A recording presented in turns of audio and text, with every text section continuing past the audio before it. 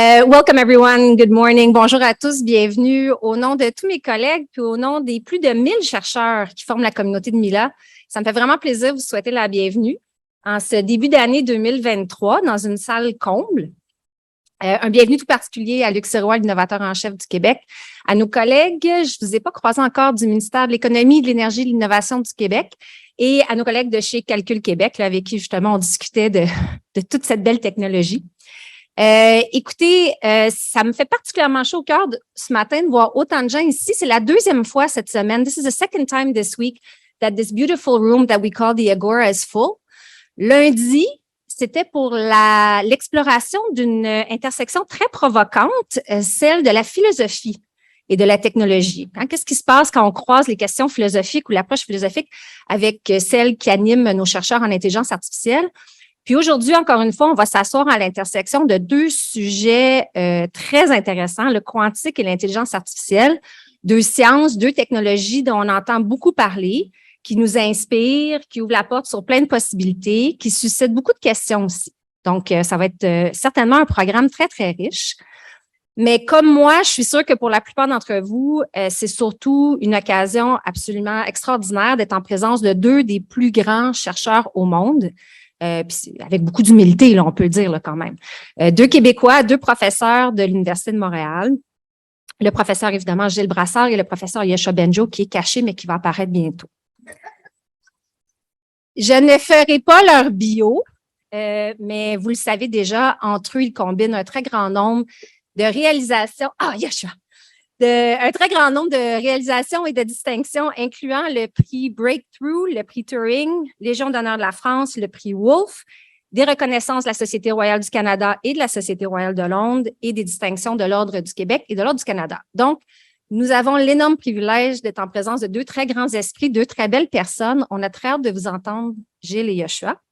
Mais avant de vous céder la parole, un petit mot de la part d'Olivier Landon-Cardinal, directeur de Québec Quantique. Merci.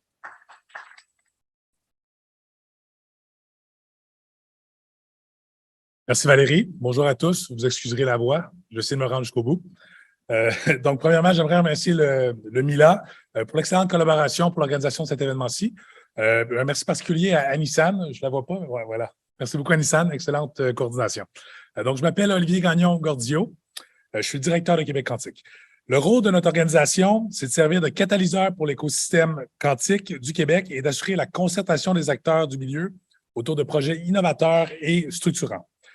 Le Québec se positionne actuellement comme un chef de file dans le domaine, autant sur la scène nationale qu'internationale. Et on désire renforcer ce positionnement. J'en profite d'ailleurs pour remercier le ministère de l'Économie, de l'Innovation et de l'Énergie pour leur vision et pour leur soutien envers l'initiative de Québec Quantique. Donc, les technologies quantiques, tout comme l'IA, représentent des technologies à caractère transversal qui affecteront plusieurs industries et seront développées et utilisées de pair avec d'autres technologies. L'événement d'aujourd'hui représente un bel exemple des efforts déployés par Québec Quantique afin de trouver des points de convergence entre divers secteurs technologiques. Il s'agit en fait d'une deuxième édition, mais bel et bien la première en présentiel. Donc, on est heureux de vous voir ici en personne. On l'avait fait l'année dernière, mais en mode virtuel. Donc, on espère pouvoir répéter à nouveau l'année prochaine, renforcer les liens avec le Mila, tout comme avec d'autres écosystèmes et secteurs porteurs du Québec, tels que celui de l'intelligence artificielle. Finalement, j'aimerais remercier tous les intervenants qui ont accepté de se prêter au jeu aujourd'hui. Plus particulièrement, j'aimerais surtout remercier les professeurs Gilles Brassard et Yoshua Bengio pour avoir accepté notre invitation. On peut se sentir privilégié aujourd'hui. Je crois qu'il s'agit d'ailleurs de la première fois qu'ils se partageront la scène. Finalement, merci à Olivier Landon-Cardinal, maître d'enseignement à ETS Montréal, qui agira à titre de modérateur ce matin, mais qui a aussi joué un rôle clé dans la mouture de la conférence de ce matin. Si vous désirez en connaître un peu plus sur Québec Quantique, qui est peut-être un peu moins connu que le Mila, je vous invite à venir discuter soit avec moi, avec l'un de mes collègues, Samy et David, qui sont ici, les deux beaux bonhommes au coin. Et puis, je vous souhaite une excellente conférence. Donc, je cède maintenant la parole à Olivier afin de vous expliquer le déroulement de la journée et pour lancer le bal. Voilà, merci.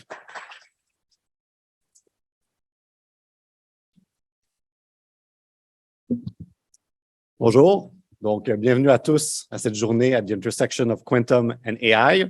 Donc, à Montréal, généralement au Québec, au Canada, on a la chance d'avoir deux communautés, communauté quantique et une communauté communauté en intelligence artificielle. Et aujourd'hui, ce qu'on veut faire, c'est explorer qu'est-ce qui se trouve à l'intersection de ces deux domaines-là. Okay? Donc, ce matin, Yoshua et Gilles vont rapidement dresser un panorama de leurs domaines respectifs. And after the presentation, we will have a discussion about what can emerge at the intersection of those two fields. This afternoon, there will be a presentation by industrial partners of Mila, who will present their ongoing efforts at the intersection of the two fields, mainly in quantum machine learning. So, l'objectif de la journée est double. First, we want to bring together people from the two communities. So if you're here in the room, I think we already made a good job. Second thing is to foster interaction, discussion, and hopefully collaboration at the intersection of AI and quantum. Okay, so to that end, we try to have a little color code to identify people from quantum, from AI, or people at the intersection of both. So blue will stand for quantum, red dots will stand for AI, and we encourage you throughout the day, during lunch, during coffee breaks, to try to interact with people from the other community to try to see what can emerge at this intersection. Okay. So first, it is my pleasure to introduce Yoshua Bengio. C'est un peu étonnant que ce soit moi qui le présente un peu chez lui. Donc, Yoshua est un des fondateurs et le directeur scientifique du Mila et le directeur scientifique du Vado. He's a world leader in artificial intelligence and deep learning, making key contribution, namely in natural language processing, in generative adversarial networks. Reçu de nombreux prix, comme ça a été dit par Valérie, dont le prix I.M. Turing en 2018 avec Jeff Hinton et Yann LeCun. Et comme Gilles Brassard, he's a fellow of the Royal Society of London and Canada, an officer of the Order of Canada, and they're both Canada CFAR Research Chairs.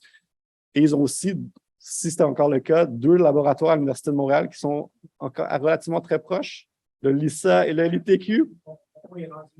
Ah, ton labo est rendu ici. À mon époque, ils étaient proches. Donc, without further ado, I give you Yoshua Bengio.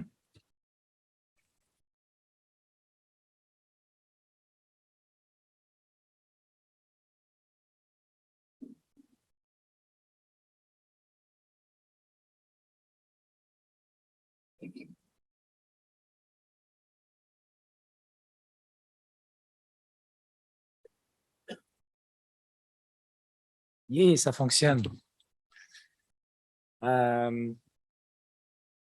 Welcome everyone. Wow, it's amazing number of people here. Ça me fait plaisir de vous parler ce matin. Je vais faire ma présentation en français. J'ai combien de temps? 15 minutes, c'est ça? Mais ça me fera plaisir de répondre à des questions en anglais par la suite. Donc, vous êtes sûrement au courant qu'il s'est passé des choses dans les dernières années autour de l'intelligence artificielle. Et ça s'est pas arrêté dans les 2-3 dernières années, là. Si j'essaie de résumer quand même où les progrès ont été les plus importants, d'abord, dans les débuts des percées en intelligence artificielle, c'est beaucoup grâce à l'apprentissage profond, deep learning. Ça a commencé vraiment avec des progrès au niveau de la perception, c'est-à-dire la capacité de l'ordinateur d'interpréter surtout des images, puis du son, de la parole.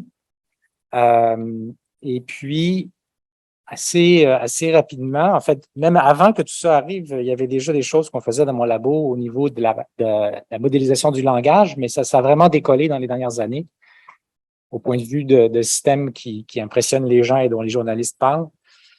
Et puis, je vais vous parler de modèles génératifs, c'est-à-dire que c'est pas seulement des systèmes qui interprètent du contenu, mais qui peuvent aussi générer du contenu, donc des images, du texte, etc. Là, on voit un exemple, par exemple, de DALL-E, auquel on dit de créer une image, teddy bears working on new AI research underwater with 1990s technology. L'idée, c'est d'essayer de proposer des requêtes qui sont certainement pas quelque chose que l'ordinateur a vu sur Internet. pour voir s'il est capable de généraliser. Là, on voit que ça fonctionne quand même assez bien. Il y a eu des percées aussi dans le domaine de l'apprentissage par renforcement, les jeux. Donc, vous avez peut-être entendu parler de AlphaGo qui a battu les champions du monde. Il y a eu des progrès au niveau de l'utilisation de l'IA en sciences. Et ça, c'est quelque chose qui est assez récent, mais qui va, d'après moi, avoir des impacts très importants dans beaucoup de domaines scientifiques. Et donc, un événement important, ça a été l'arrivée de AlphaFold, qui permet de générer, de proposer une structure tridimensionnelle pour les protéines, un problème que les biologistes essayaient de résoudre depuis plusieurs décennies. Maintenant, je vais essayer de vous dire un peu plus sur certains des éléments derrière tout ça, sans être très technique quand même. Comment ça se fait que ces systèmes-là sont capables de faire ces prouesses, et selon moi, c'est juste le début, et qu'on n'était pas vraiment capable de faire ça avec les outils plus classiques d'intelligence artificielle des décennies qui ont précédé. C'est qu'auparavant, on essayait de mettre les connaissances que la machine a besoin pour résoudre des problèmes directement nous-mêmes. Le problème, c'est qu'il y a beaucoup de choses que nous, on sait intuitivement, c'est-à-dire à un niveau qu'on n'est pas capable de verbaliser.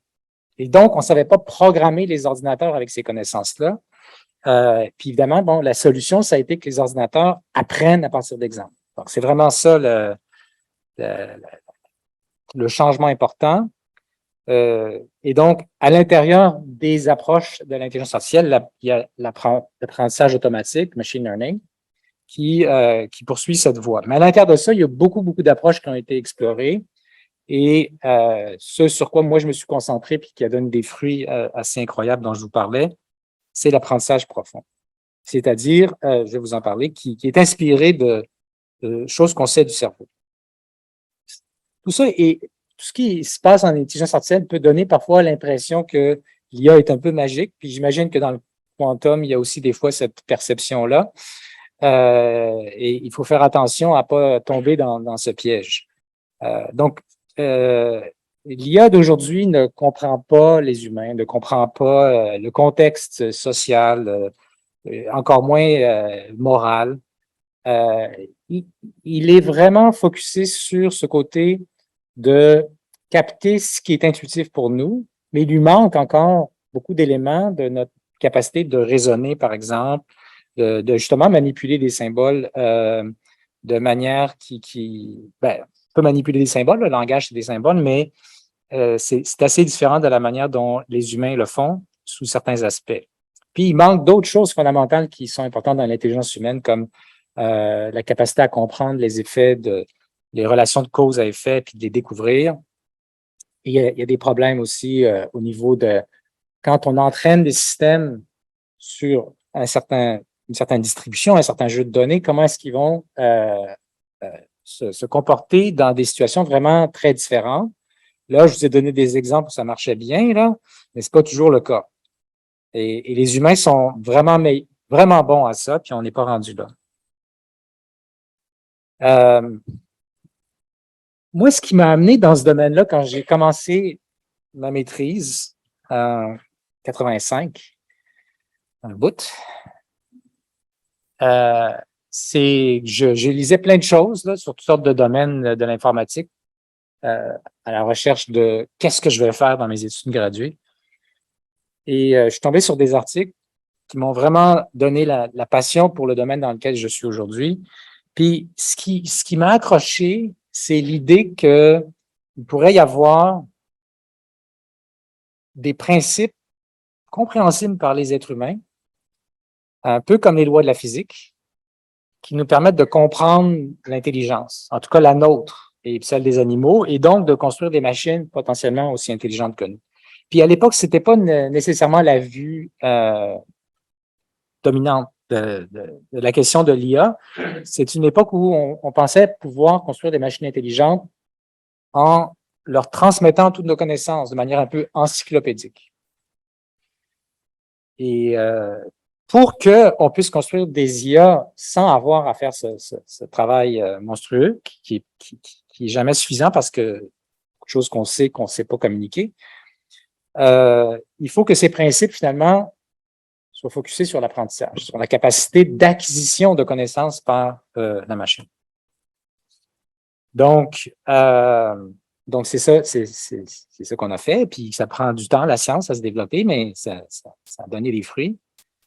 Il y avait aussi des enjeux qui sont très, très importants, qui sont des forces très importantes de l'IA d'aujourd'hui basées sur l'apprentissage automatique au niveau de la capacité des ordinateurs à capter ce qui est incertain, ce qui est pas juste logique, mais qui, finalement, est mieux traité avec les outils des probabilités.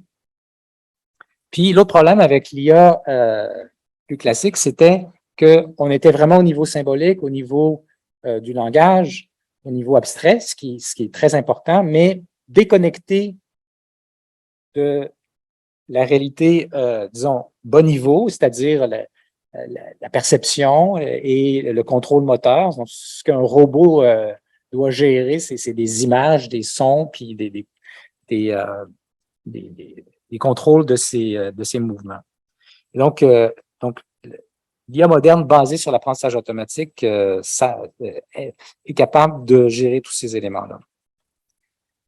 Si j'essaie de résumer, c'est quoi les forces, c'est quoi les ingrédients qui font le succès de l'IA d'aujourd'hui et probablement encore pour un bout? La quantité de données. Ça, c'est comme le numéro 1 parce que la connaissance vient des données, en grande partie. Deuxièmement, il faut que les modèles soient capables d'absorber toutes ces données-là. Donc, ça prend des énormes réseaux de neurones, par exemple. Ça prend la capacité d'apprendre des fonctions très complexes. Troisièmement, évidemment, pour faire rouler tout ça, ça prend la puissance de calcul. Ça a été un élément très important dans le progrès avec l'arrivée des GPU au milieu vers 2005. Aussi, il faut une fois qu'on ait entraîné les systèmes, on puisse produire des réponses à des questions rapidement.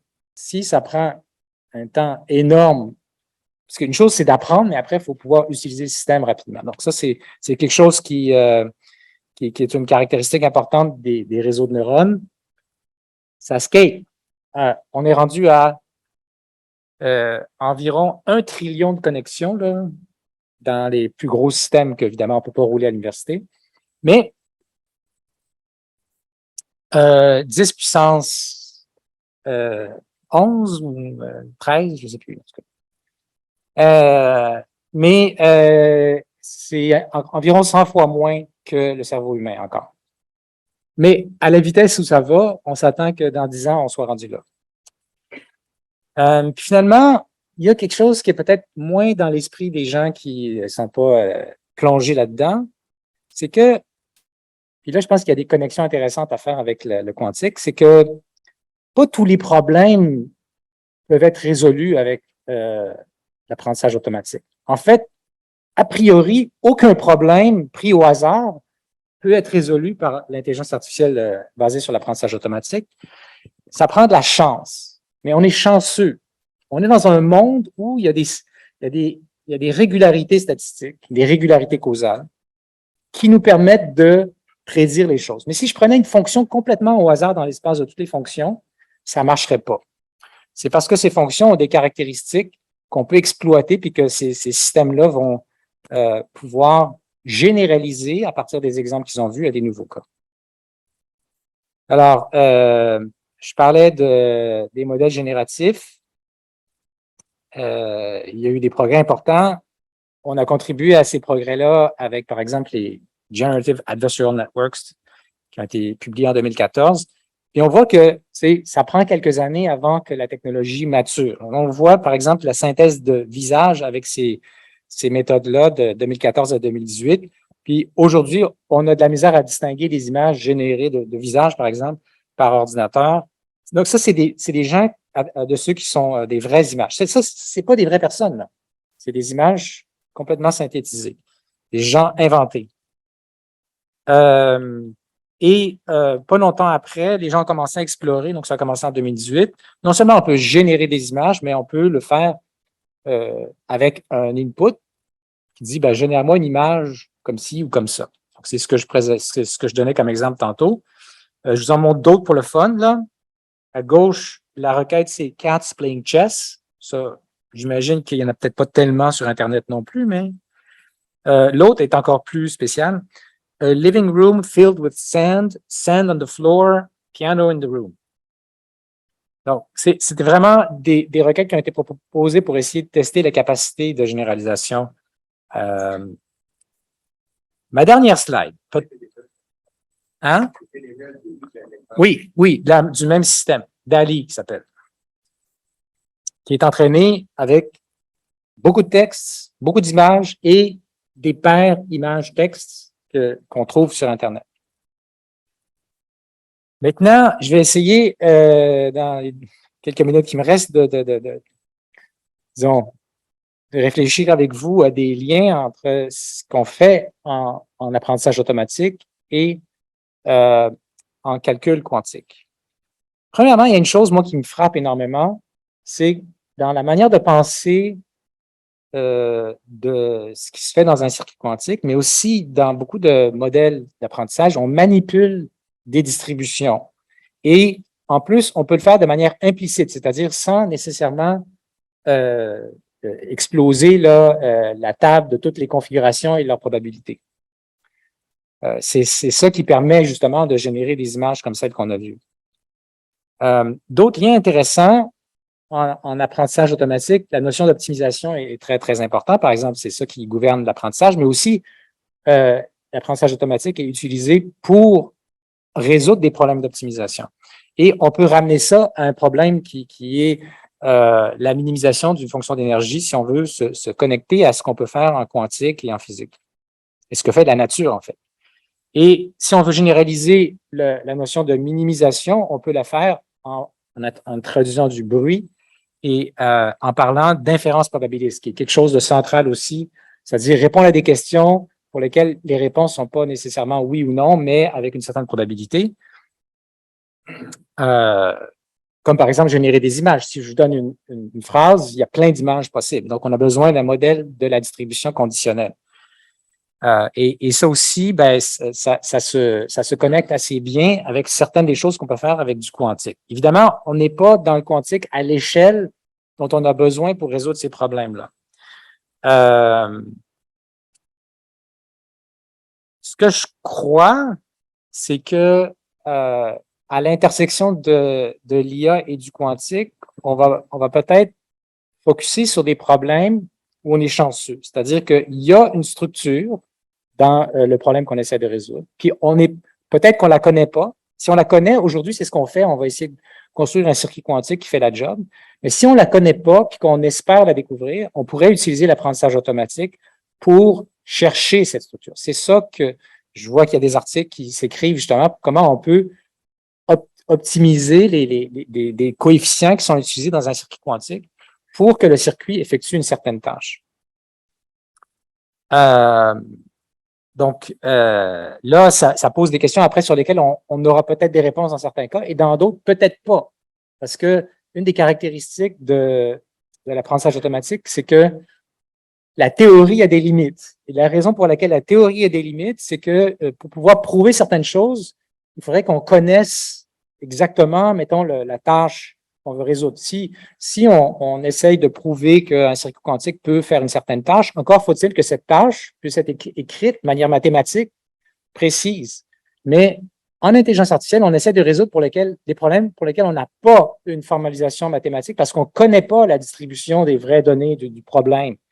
Donc peut-être que là, l'apprentissage automatique pourrait être utilisé pour construire des circuits quantiques, décider quelle porte et tout ça on veut mettre ensemble, puis quel coefficient on veut mettre ensemble. Puis l'autre, la dernière chose que je vais mentionner, j'ai dépassé mon temps de 2 minutes, c'est que aujourd'hui, il y a une limite en quantique parce qu'on n'a pas des nombres de qubits suffisants, mais je pense qu'il y a peut-être une avenue intéressante d'utiliser l'apprentissage automatique pour décomposer un problème qui est gros en une série, une séquence de problèmes plus petits qui chacun serait résolu par un circuit quantique. Donc, ça, c'est juste une idée que je lance en l'air. J'arrête là.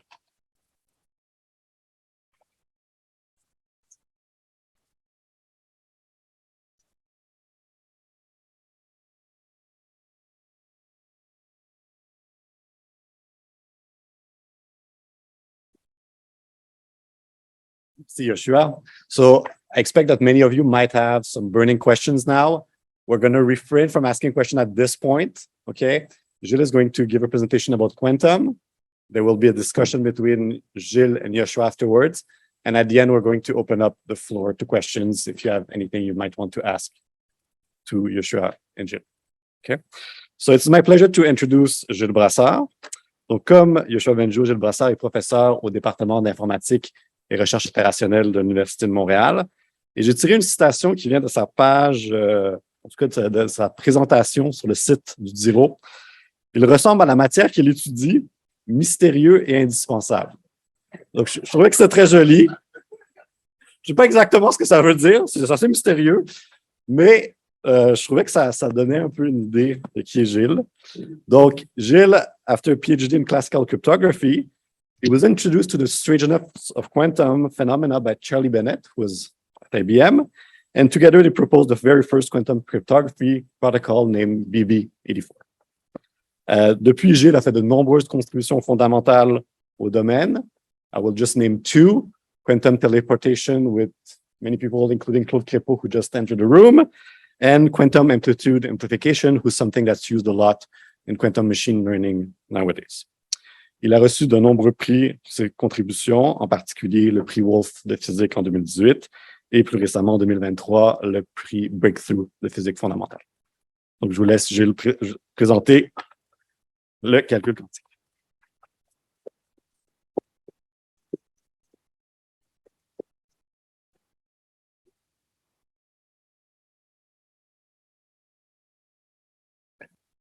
Test? Oui, ça fonctionne, c'est bon. Bien, merci beaucoup, Olivier et tous les autres. C'est un plaisir d'être ici. Je vois qu'il n'y a pas d'horloge nulle part.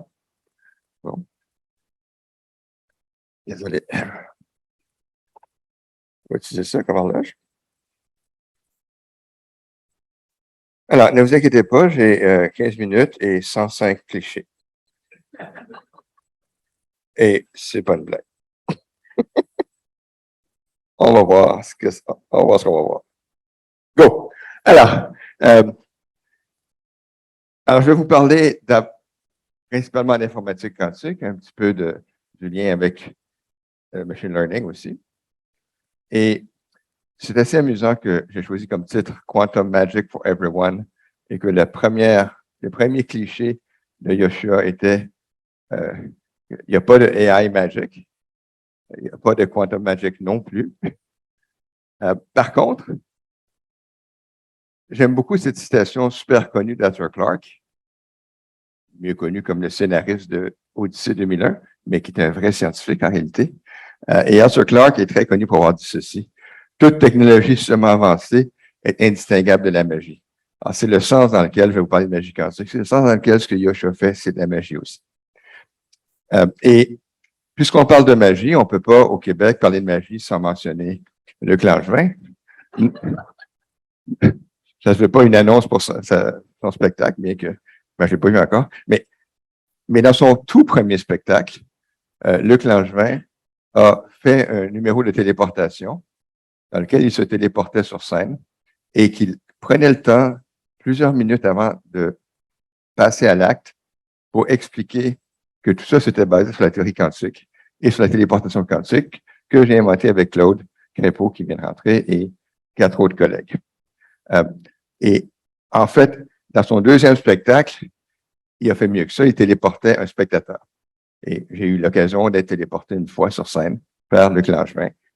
C'était assez intéressant comme expérience.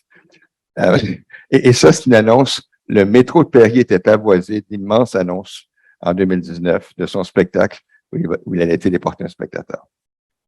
Alors, je vais vous parler de ce qu'on appelle la deuxième révolution quantique.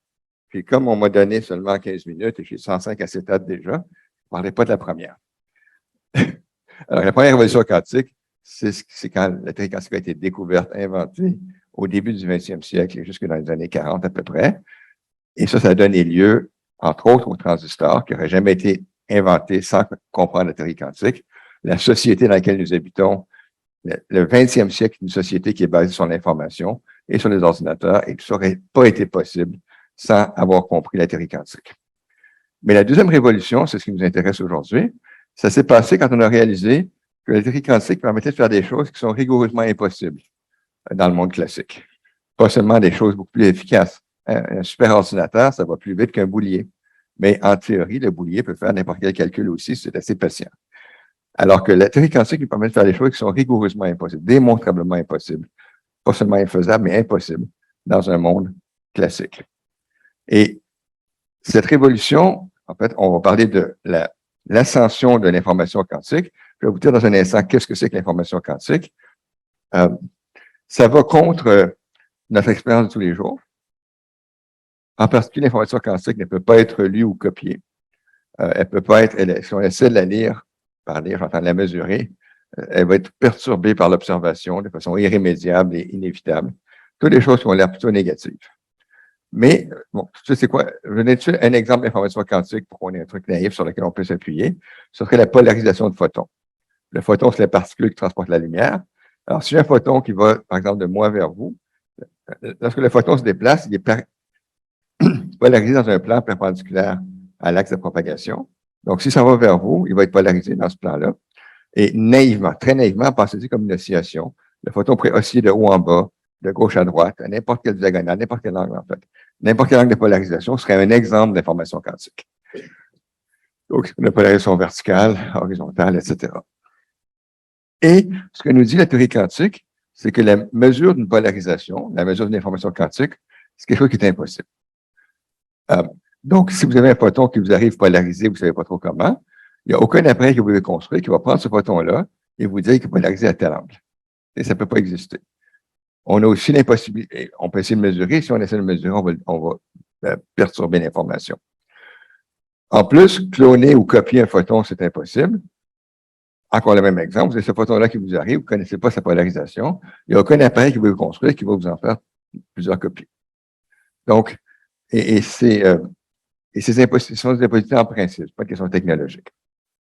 Alors, l'information quantique, Charlie Bennett, dont on a parlé tantôt, aime bien l'illustrer par la façon suivante. Que l'information classique à laquelle on est habitué, c'est comme dans un livre, comme dans un courriel, c'est quelque chose qu'on peut copier tant qu'on veut, sauf légalement peut-être.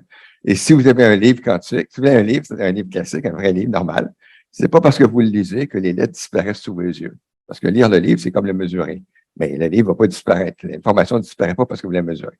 Alors que si c'est un livre quantique, vous tournerez une page, puis pour mesure que vous alliez lire le livre, il va disparaître sous vos yeux et l'information qui était déjà là va disparaître à laquelle vous n'aurez pas accès. Et ce que Charlie Bennett aime dire, c'est que l'information quantique, c'est comme l'information dans un rêve. L'idée est la suivante. Quelqu'un est en train de rêver, un rêve très compliqué, très biscoté. Et puis, quand il se réveille, il va peut-être raconter son rêve à son partenaire. Et lorsque vous essayez de décrire votre rêve, ça aura comme effet de le modifier. Parce que vous n'avez pas, c'était trop compliqué, vous ne vous souvenez pas vraiment exactement. Vous n'allez pas réussir à décrire votre rêve exactement. Et ce qui va être arrivé qui est vraiment intéressant dans l'analogie en question, c'est que vous allez raconter quelque chose qui est relié au rêve, oui, mais qui n'est pas vraiment le rêve. Mais la chose vraiment intéressante, c'est que une fois que vous aurez fini de raconter votre rêve, le vrai rêve, vous l'aurez complètement oublié. Vous n'aurez plus aucun accès à votre vrai rêve. Vous allez seulement vous souvenir de ce que vous avez raconté. Donc, ça, c'est ce que vous racontez. Oui, c'est beaucoup plus simple. Et c'est tout ce qui reste après que vous l'ayez raconté. Donc, raconter le rêve, c'est un peu comme mesurer un état quantique. Le fait de raconter le rêve, c'est comme mesurer votre rêve, qui aura un des effets, vous n'aurez pas le rêve au complet, et vous allez perturber le rêve, qui va devenir simplement ce que vous avez raconté, non pas ce que c'était. C'est une très, très belle analogie. L'information quantique, ça fonctionne comme ça. Bon, donc, on peut se demander à quoi ça sert. Parce que ça avait l'air très négatif, l'affaire. On peut pas mesurer, on peut pas copier. Si on essaie de mesurer, on perturbe. Ça a l'air très, très négatif. Alors, à quoi ça pourrait servir? Ben, très rapidement, l'idée, c'est que, je vous ai dit, il n'y a aucune mesure qui peut, bon, je ne vais pas vous dire encore, mais si vous avez un photon, puis on vous promet que c'est polarisé, un de ces quatre-là, mais on ne vous dit pas lequel, ben, il n'y a aucune mesure qui va vous dire lequel c'était. En fait, c'est une impossibilité en principe, pas seulement technologique. Par contre, on peut distinguer entre ces deux-là et entre ces deux-là par un appareillage qui est tout à fait simple. On met un cristal qui va envoyer les photons horizontalement ici, verticalement là, deux détecteurs de photons. Et là, en principe, avec une précision arbitrairement bonne, on peut distinguer entre un photon polarisé horizontalement ou verticalement. De même, entre deux photons plus et moins 45 degrés. N'importe quelle deux polarisations orthogonales peuvent être distinguées avec précision, mais deux polarisations qui ne sont pas orthogonales, on ne peut pas. Et en particulier, en ces quatre-là, on ne peut pas. Alors, ça sert à quoi? Comme je disais, ce n'est pas une limitation technologique. Conséquence du principe de certitude d'Eisenberg. Et la première personne qui a pensé à utiliser ça, c'est un dénommé Steven Wiesner, en 1968, qui a proposé une façon d'utiliser ça. Donc, on dit c'est négatif. À quoi ça peut servir? Mais Wiesner est le premier à avoir réalisé qu'on pouvait utiliser ces effets-là pour faire des choses impossibles classiquement. En l'occurrence, des billets de banque impossibles à contrefaire. Et l'idée de base est extrêmement simple. C'est que puisque l'information quantique ne peut pas être copiée ou clonée, si vous mettez de l'information quantique représentée ici, c'est une vision d'artiste, par des photons qu'on garde dans des petites boîtes, non, c'est pas raisonnable, mais c'est purement de la théorie. Si vous mettez de l'information quantique sur votre billet de banque, l'information quantique ne pouvant pas être copiée, le billet de banque ne peut pas être copié non plus. C'est aussi simple que ça ne se veut pas pratique, mais c'est le premier exemple qui a été proposé de quelque chose, en fait c'est le deuxième, il y avait deux choses dans son papier, mais de choses qui est classiquement impossible et que la théorie quantique permet de faire. Vous allez dire, bon, c'est complètement ridicule comme idée. Oui, mais, non, mais farfelu. Disons farfelu, oui.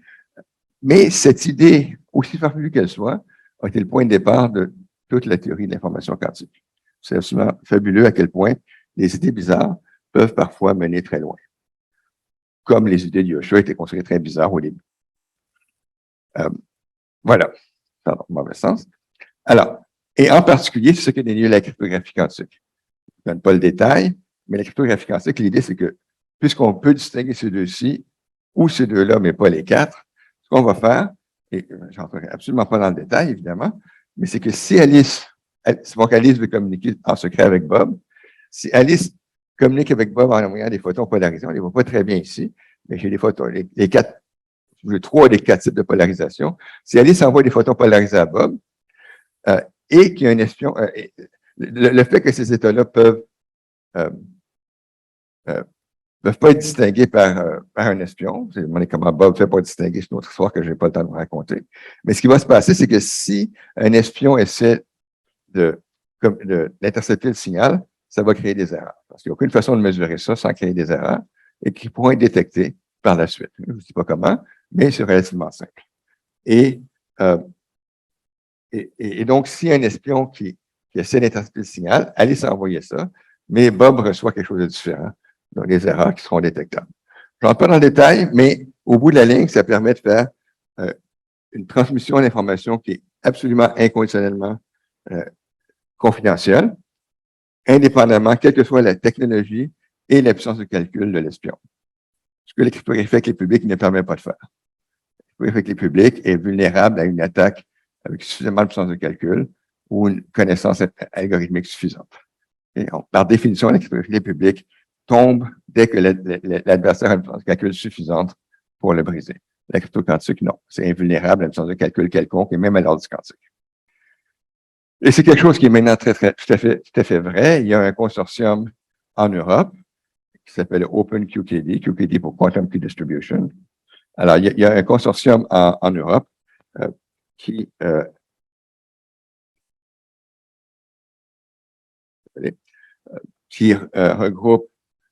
regroupe 38 partenaires de 13 pays et qui sont en train de mettre sur pied tout un réseau de cryptographie quantique à travers l'Europe. Donc, c'est quelque chose qui est très, très vrai. Il y a plein de compagnies qui travaillent là-dessus. Et en fait, en Chine, ils ont installé une épine dorsale qui relie Shanghai à Pékin par cryptographie quantique, 2000 km qui est utilisée pour vrai, pas juste faire des expériences. Il y a des vraies applications pour vrai. Les Chinois ont aussi envoyé un premier satellite il y a déjà après 5 ans un satellite de communication quantique qui, entre autres, a démontré la possibilité de faire la cryptographie quantique entre Pékin et Vienne. Donc, une distance tout à fait macroscopique. Au Canada, on avait tout ce qu'il fallait pour le faire, mais sauf la volonté politique. Alors, on aurait pu être les premiers à aller dans l'espace, mais on ne sera pas de loin. Mais le projet a finalement été approuvé. On devrait lancer le satellite d'ici quelques années. Très bien. Bon, je ne peux pas résister à vous mentionner que Taro Shimada, qui est le président de Toshiba, une grosse boîte, l'an dernier, enfin il y a un an et demi, Taro Shimada, à une conférence internationale Inside Quantum Technology, a prédit que le marché pour la cryptographie quantique, le marché serait de 20 milliards de dollars en 2035. Donc oui, c'est tout à fait quelque chose qui est vraiment vrai. On peut rêver à l'Internet quantique un peu plus tard. On n'est pas rendu là. OK. Donc, c'est ça. J'ai dit, bon, ça a l'air mauvais tout ça. Elle ne peut pas me copier, elle ne peut pas mesurer ça. Oui, c'est mauvais, mais c'est mauvais pour l'espion. C'est ça qu'il fallait penser. C'est mauvais pour l'espion. C'est bon pour les cryptographes. Mais en plus, c'est pas les choses, mais il y a des propriétés beaucoup plus intéressantes de l'information quantique qu'on va utiliser que celles que j'ai dit jusqu'à maintenant. Et en particulier, l'information quantique peut se retrouver simultanément dans plusieurs états classiques. Donc, par exemple, si j'ai un atome avec il y a des électrons qu'on ne voit pas ici. La dernière couche électronique, il y a un seul électron. Ben, en excitant l'atome, on peut faire passer l'électron à la couche supérieure. Donc, on dit ici l'état fondamental, l'état excité. Mais la théorie quantique permet d'avoir un atome qui est simultanément, parce que l'électron peut être simultanément aux deux endroits, l'atome peut être simultanément dans l'état fondamental et excité. Et si vous faites ça, et que vous attribuez le bit 0 à l'atome fondamental, le bit 1 à l'atome excité, vous avez un bit qui est simultanément à l'état 0 et 1. Et ce que la théorie quantique nous permet, si on est juste un, c'est pas grand-chose, mais si on est 10 atomes comme ça, et simultanément dans 2 puissance 10, 1024 états classiques possibles. Et la théorie quantique nous permet de calculer sur tous ces états-là en parallèle, dans la même petite boîte. Ben, grosse boîte peut-être, et donc, avec 10 atomes, on ne va pas très loin. Avec 1000 atomes, fait 2 puissance 1000 qui est plus grand que 10 puissance 300 calcul en parallèle. 10 puissance 300, c'est plus grand que le nombre de particules dans l'univers. Donc, le parallélisme que vous obtenez avec ça n'a aucune contrepartie classique possible dans notre univers. Et le plus beau, c'est ce qu'on appelle l'intrication, entanglement en anglais. Alors, l'intrication, c'est une propriété que je vais vous décrire par une analogie. Ça a été découvert en 1935 par Einstein, Podolsky et Rosen. Et Schrödinger a réalisé que c'était vraiment le trait caractéristique de la théorie quantique. C'est l'intrication qui vraiment fait la différence entre la théorie quantique et classique. Et ce que j'explique, l'intrication va se produire quand deux particules interagissent à un moment donné de la bonne façon, ou d'autres façons de faire l'intrication, mais aujourd'hui, on peut en faire en laboratoire sans aucun problème. Mais je vais vous illustrer l'intrication par une analogie, une métaphore, que j'illustre avec ces deux bonhommes qui sont dans un jardin de sculpture quelque part en Norvège. Et ces deux bonhommes-là, dans mon histoire, ils n'ont aucune opinion sur quoi que ce soit. Et quelle que soit la question qu'on leur pose, question binaire, oui, non, ils vont répondre au hasard. Sauf que, ils répondent toujours l'inverse l'un de l'autre. Okay? C'est comme un vieux couple, ils sont toujours en désaccord. C'est pas important c'est quoi la question, l'important c'est d'être en désaccord avec l'autre. Et, par exemple, on demande à un pile ou face, s'il y en a qui dit pile, l'autre dit face. Ou alors on demande à un n'importe quelle question binaire, il y en a qui dit non, l'autre va dire oui. Et ce qui est merveilleux avec ça, c'est que ça fonctionne, même si les deux sont arbitrairement éloignés. S'ils sont face à face, ou dos à dos, mais s'ils s'entendent, c'est pas difficile, il y en a qui répondent, l'autre a entendu, répond le contraire. Hein? Mais là, ils peuvent être arbitrairement loin, puis ça marche pareil. Et ce phénomène d'intrication est extrêmement mystérieux et à la base de à peu près toute la magie de l'informatique quantique. Bon, je vois que je dépasse mon temps, je vais essayer de ne le dépasser pas trop. Alors, on peut se demander à quoi ça sert. Ça sert à plein de choses. Ça va être à la base d'ordinateurs quantiques. Je vais vous en dire deux mots dans un instant. Mais ça sert aussi pour la téléportation. La téléportation quantique, pas exactement la même que celle de Luc Langevin, mais celle qui a expliqué quand même, il a vraiment fait une explication correcte, la téléportation quantique dans son numéro avant de se téléporter en trichant un peu. Mais la téléportation quantique, ben c'est pas ça. C'est pas ça. C'est bien plus intéressant. Mais je vais pas tant vous l'expliquer, je vais vous dire que ça existe. Bon. Non, ben, je vais dépasser mon temps, je ne sais pas dépasser plus que 5 minutes. Mais vous avez un livre, si vous êtes curieux, il y a un livre qui s'appelle Teleportation, the Impossible Leap, un livre de littérature de sciences populaires, dans lequel David Darling, l'auteur, dans son chapitre 6, Un miracle à Montréal, explique l'invention qui a eu lieu dans mon bureau en 92. All right. Je vais quand même vous parler d'ordinateur quantique très rapidement. Vous vous souvenez de ça? Donc, je vous l'ai dit, le fait que je puisse avoir un bit quantique qui est à la fois 0 et 1, on appelle ça en superposition de 0 et 1. Si j'en ai pas un, mais si j'en ai 1000, tout à coup, j'ai une superposition de 10 puissance 300 valeurs classiques possibles et je peux calculer tout ça en parallèle. Donc, ça me donne un parallélisme qui est avec 1000 bits quantiques, je peux faire plus de calculs qu'un ordinateur classique aurait la taille de l'univers. Et est-ce que ça existe pour vrai? Pas encore, mais on s'en vient. Ça, c'est un exemple de l'ordinateur quantique qui est construit chez IBM. C'est un petit morceau, là, mais il y a une technologie chez IBM qui ressemble à ça. Mais juste pour vous montrer qu'une technologie à l'autre, ça peut être très différent. En Chine, ils font plutôt ça. Oui, ça peut pas être plus différent. Comparer ça, qui est tout doré, à ça. L'ordinateur quantique chinois est photonique. Tout fonctionne. C'est juste des photons des photons qui rebondissent dans tous les sens, qui passent à travers des lentilles, des miroirs, etc. Et celui-là réussit à faire un calcul pour lequel il y a des raisons théoriques très solides, en informatique théorique solide, de croire que ça aurait pris plus que la durée de vie de l'univers à le faire avec un ordinateur classique. Malheureusement, ce que fait cette machine-là, c'est quelque chose de totalement inutile. C'est un problème artificiel qui a été inventé pour que l'ordi quantique soit très bon pour le faire. L'ordi classique se casse les dents. Mais c'est pas un problème utile. Alors là, on peut se demander, est-ce qu'il y a des problèmes utiles que l'ordi quantique peut faire, ça ferait vraiment un vrai changement, comme le deep learning a fait un vrai changement. Et j'en reviens à Yoshua qui disait que une des choses qu'il faut, c'est d'être chanceux. Et que lui a été chanceux parce qu'il y a des problèmes tout à fait intéressants que, par chance, le deep learning a réussi à traiter efficacement. C'est pareil. Dans le cas de l'info quantique, c'est pas vrai qu'on peut accélérer exponentiellement n'importe quel calcul. C'est peut-être cette impression, mais c'est pas vrai du tout. On a besoin d'avoir une certaine structure au problème pour pouvoir utiliser ces effets-là. Il y a certains problèmes qui peuvent être accélérés de façon spectaculaire, mais pas tout. Et ça aurait pu être seulement des problèmes qui servent à rien, comme celui-là. Et non, la chance a été de notre côté. Et Peter Shor, en 1994, et Kitaev en Union soviétique à l'époque, indépendamment, a réalisé que l'ordi quantique, si on en avait un, en 1994, on n'en avait pas du tout, mais pourrait factoriser les grands nombres, extraire de la discret, c'est exactement faire ce qu'il faut pour jeter par terre toute la cryptographie contemporaine. Toute l'infrastructure cryptographique qui est supposée sécuriser l'Internet est basée sur la croyance non fondée que la factorisation est un problème intrinsèquement difficile pour un ordinateur. C'est peut-être difficile pour un ordinateur classique, on ne sait pas le démontrer, c'est possible. Mais on sait que pour un ordinateur quantique, c'est du bonbon. La seule chose qui a sauvé la société d'un effondrement complet, c'est qu'on ne savait pas encore comment le construire à cette époque-là. On a eu 30 ans pour se préparer, et on n'a pas fait grand-chose. Pour se protéger, sauf que maintenant, maintenant, on n'est pas loin. On n'est pas loin. Je vais finir dans 3 minutes.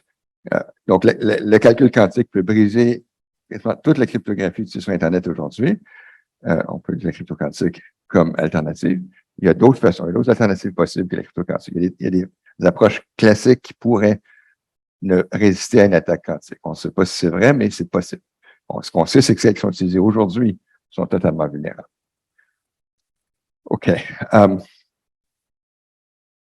Alors, on se demande quand est-ce qu'on va avoir un ordi quantique. Il y a 10 ans, je vous aurais dit, dans 10 ans, non, je vous aurais dit, je ne sais pas, je vous aurais dit, il y a trop d'inconnus. La semaine dernière, je ne sais pas ce que je vous aurais dit, mais à partir du lundi qui vient de passer, là, il y a 3 jours, je vais vous dire que c'est demain. Ou quasiment. Il n'y a pas longtemps, c'est ça que j'aurais dit, hein, il faut de la patience. Quand ça va être quand, soyez patient. Mais en fait, d'une part, il y a l'ordi quantique top of the line de IBM, qui qui s'appelle Osprey. Bientôt aura 433 qubits. C'est pas tant que ça. Si on veut implanter l'algorithme de Shor pour factoriser un nombre conséquent, il faudrait des millions de qubits, du moins de qubits physiques, qui sont imparfaits. Donc, 433, ça n'a pas l'air de grand-chose. Ça a l'air on est loin encore. L'ordi quantique qui est présentement disponible chez IBM, qui s'appelle Eagle, 127 qubits, c'est déjà pas mal. Sauf que, j'ai reçu ce courriel-là lundi. Bonjour Gilles. Comme quoi, les Chinois ont développé une nouvelle version de l'algorithme de Shor pour factoriser qui peut quasiment déjà rouler sur un ordinateur qui a quelques centaines de qubits seulement. Dit autrement, RSA has fallen. Je pense que c'est trop fort, c'est pas encore le cas, mais ça s'en vient vraiment bientôt. Et on parle plus de dans 10 ans. Et donc, toute l'encryption va être brisée. Et en fait, vous avez vu en haut, là, c'est assez amusant. Est-ce que l'apocalypse cryptographique est arrivé? Pas encore, mais c'est pour bientôt. C'est plus une question dans 10 ans. OK, je vais quand même, je suis largement dépassé, mais par rapport au lien entre l'apprentissage automatique et le quantique, c'est un domaine de recherche très actif, pas tant à l'Université de Montréal, ni même à Montréal en général, mais il y a plusieurs endroits dans le monde où c'est très, très actif. La page Wikipédia, elle est peut-être biaisée, mais elle est intéressante quand même. Ça ressemble à ça, on ne passera pas à travers. En fait, probablement que la première thèse de l'histoire sur un lien entre quantum learning, ça a été fait par un de mes étudiants, Sébastien Gams. Ça date de 2008. À l'époque, je pense que c'était la première thèse là-dessus. Et donc, on a commencé à montrer comment des principes quantiques pourraient servir à faire des choses d'intelligence artificielle. Maintenant, il y a des livres, je n'ai pris un au hasard. C'est un livre sur le sujet, mais il y en a plein. Et un de mes étudiants, beaucoup plus récemment, a fait un survey sur le quantum machine learning. En particulier montrant ce diagramme, comme quoi il y a plusieurs façons d'associer quantum et learning. On peut avoir des algorithmes classiques ou des algorithmes quantiques qui permettent de résoudre des problèmes sur des données classiques ou quantiques. Donc, il y a de grandes variations sur ce que quantum learning peut vouloir dire. Et toutes ces cas sont intéressantes. Évidemment, celle-là, c'est celle de Yoshua, c'est classique. Ça fonctionne très bien. Mais ce que Sébastien avait fait, il avait trouvé une façon d'utiliser l'ordi quantique, en principe, pour faire des problèmes de learning classique plus rapidement, etc. Bon. On peut aussi utiliser, comme Yoshua a mentionné, utiliser des méthodes classiques pour améliorer l'étude d'algorithmes quantiques. Trouver les meilleurs algorithmes quantiques grâce au deep learning classique. Le deep learning classique peut permettre de trouver les meilleurs algorithmes quantiques, etc. Donc, il y a beaucoup de liens entre les deux. Là, c'est plus une blague qu'autre chose, mais Elon Musk, si vous le croyez, en 2 heures, va vous apprendre tout ce qu'il y a à savoir sur... All right. Je termine avec ça. Donc, ce que Yoshua nous avait dit, j'ai très, très bien expliqué les différents liens possibles, en particulier, ce que je viens de dire, utiliser le machine learning classique pour trouver les meilleurs circuits quantiques. Donc, il y a plein de choses en commun, potentiellement, entre les deux. OK, je vais arrêter là-dessus. Désolé d'avoir dépassé largement.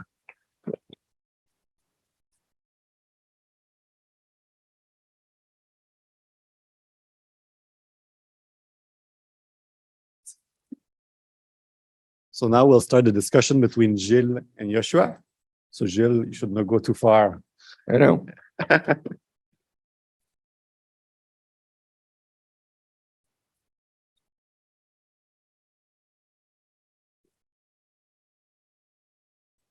Pas perdre entre nous.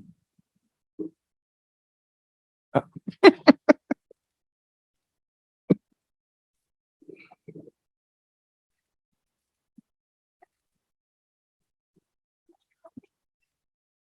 As I said, we'll let the discussion between Gilles and Joshua grow. Do you hear me in the back? Do I need to be close to the mic? Is it good? Okay, great. Do this. Okay, so at the end of the discussion, we'll open the floor to questions, and you will be asking the audience to ask questions to Gilles and Yoshua. But for now, we'll let those two guys talk together. So I'll try to keep the flow going. If you don't need me, I'll just go back and get the thing. Okay. So one thing you both mentioned is the importance of computing power. So Yoshua mentioned that in 2005, with GPUs, there was a shift in machine learning. And Gilles mentioned that we have larger and larger quantum computers, albeit noisy, but we have more computing power now.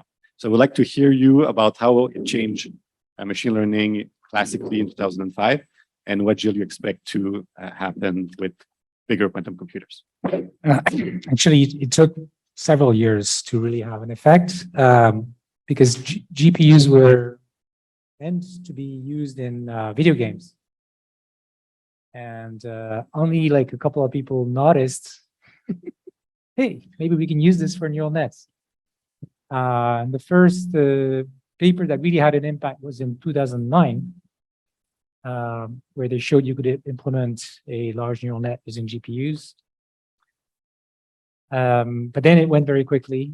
And so in 2012, one of the most important breakthroughs for machine learning happened with the ImageNet competition. So this is an object recognition task with 1,000 categories and 1 million examples.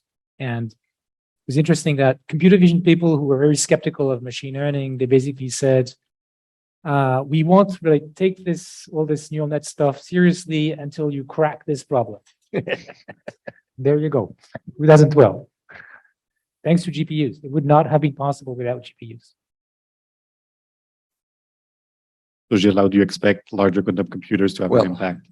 Well, first of all, I really want to praise Yoshua for his persistence, because in the eyes of skepticism, which I also encountered in my own work, but and I want to just to stress the importance when you think you have a good idea and you're scorned and people think that you're crazy and that it's never going to work out. Don't give up too quick. It takes a bit of self-confidence, which could be dangerous because you can believe crazy stuff too. Oh, of course. No, of course. I'm not saying that all crazy ideas are good. And I do receive once in a while completely crackpot emails. But somehow we attract them. I don't know. Some are so bizarre that maybe they were generated by ChatGPT, GPT, but whatever. Anyways, back to the question. Well, quantum, as I explained, quantum computing, first of all, we need to have the computer. Yoshua had the GPU at hand in 2012. The thing already existed. Nobody had thought of using it in that way before, but it was there. Whereas a full-scale quantum computer is still for the future, whereas quantum cryptography, as I showed you, is totally within current technology. But quantum computing, full-scale quantum computing, is still a bit of a dream, but it's getting closer and closer. So it's not a matter of, it's no longer a matter of if, but of when. And as I said, now we're edging towards 400 and something qubits. It would not be perfect. It would be noisy qubits, but this Chinese paper claims that with a few hundreds of noisy qubits, they can implement Shor's algorithm for factoring. I have not read the paper, right? So, and I would suggest something else about noisy qubits. It's just my intuition. Yeah. If we do the quantum circuits that are optimized and designed using machine learning, they will be optimized. They can be optimized on noisy quantum hardware. Yes. Because the way that they're going to be optimized is how does the circuit as a whole perform with respect to a task. So if there is a noisy qubit quantum hardware that can do a task, then there's a chance we can discover it using machine learning. Exactly. That's a very, very good point, which is that most theoreticians of quantum information or quantum computing, most theoreticians work under the assumption that we will have a full-scale, noiseless, or at least error-corrected quantum computer on which they can run their algorithm. And this may happen one day. However, in order to do error correction, error correction, of course, was invented in the classical world by Shannon and these people 100 years ago or almost. And in the early days of classical computation, it was believed that, I'm talking at a time when we had vacuum tubes, no transistors yet, and these would blow up all the time. So it was believed that computation, that no computing device that we could build as humans would be noiseless, that there would always be errors, many errors in these computations. And that's one reason why the field of classical error correction was developed, was designed to get around that problem. So one day we could have a reliable computation. And then with a transistor, it became so reliable that, yeah, we still use a bit of error correction, but really not very much. Classical computers today can do billions and billions and trillions of operations without a single mistake. So that error correction is not so important for classical computation. We are at a stage where quantum computation is extremely noisy. We don't know how to build a quantum bit which is reliable for a long amount of time, even less so how to make two of them interact to do something that a theoretician would want them to do. And so the field of quantum error correction is extremely important today. It was invented by the same Peter Shor who found the algorithm for factoring big numbers. Before, in fact, Peter Shor, from one day to the next, when this quantum algorithm for factoring was discovered, quantum computing went from fringe research to mainstream overnight. But even then, it was, most people would say, all right, it's very interesting, but you will never be able to do it. Because at that time, we still thought that error correction was impossible at a quantum level, because you cannot clone quantum information, therefore you cannot use usual. Classical error correction works on redundancy. And this is something that cannot be done apparently with quantum information. You cannot clone it. And then, so yeah, okay, it's a great algorithm. It will never be implemented. And then the same Peter Shor discovers how to do quantum error correction, which in my opinion is his greatest achievement, much more important than factoring. All this to say what? All this to say that today we have a theory of quantum error correction that would allow us in principle with enough noisy qubits to sort of simulate one almost perfect qubit. But we need thousands of physical qubits. With the current noise in the qubits, we would need thousands of them to get even a single almost noiseless qubit. And Shor's algorithm requires several thousand perfect qubits. That's why we need millions of noisy qubits. And exactly as Yoshua said, a different approach, which could be helped with machine learning, but was initiated without it, is to, all right, let's do with what we have. Let's see what we can compute with noisy qubits. Let's not try to think perfect qubits and then try to implement that at a great cost. We have these noisy qubits. What can we do with them? And again, this Chinese paper about to do factoring works on noisy qubits. I don't know how they found it. Maybe they use machine learning. I don't know. I haven't read the paper, but just to bounce back on what Yoshua said, a very promising intersection between our fields is to use classical machine learning to find quantum circuits that would work on real and current actual implementation or qubits. So let me push in that direction and ask you a question at the same time. So there's an area of machine learning that I talked about today, which is generative machine learning. Yes. Where we want to actually sample from a distribution. And we know in many cases that the exact sampling is NP-hard, that it takes exponential time in high dimension, given an energy function, to sample from the right distribution. And we have classical methods, Monte Carlo Markov chain methods, but also new machine learning methods that I and others have been working on. to approximate this. But going back to the quantum, Yes.